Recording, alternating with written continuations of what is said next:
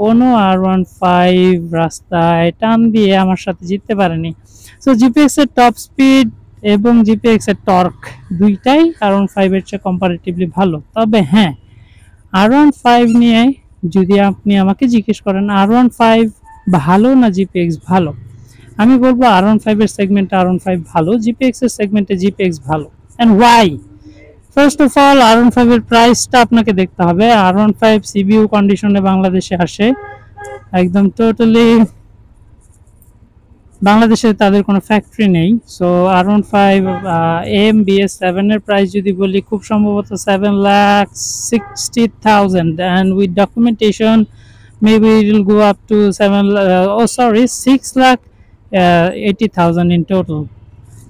and আপনারা এই বাইকটা জিপিএক্স ডেমনের মতো এত পাওয়ারফুল একটা বাইক আপনারা অনলি এখন খুব সম্ভবত 3,60,000 প্রাইস পড়বে, অ্যান্ড উইথ ডকুমেন্টেশন 3,80,000। সো 3,80,000 টাকায় আপনারা এত এত পাওয়ারফুল একটা বাইক পাচ্ছেন। এইটা কিন্তু আপনাকে অবশ্যই আপনার কাউন্টেবিলিটিতে আনতে হবে। অ্যান্ড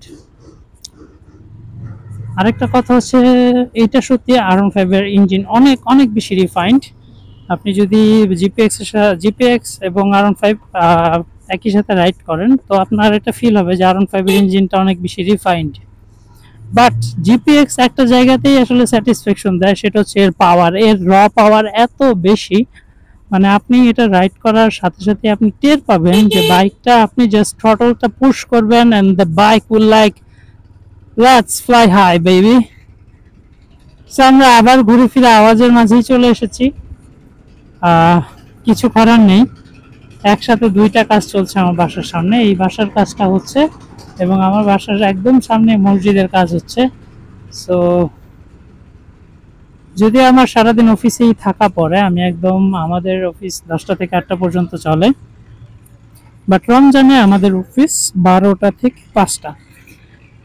বাট আজকে অফিস ছুটি দিয়ে দিলাম, আজকে থেকে রমজানের ঈদের ছুটি। অ্যান্ড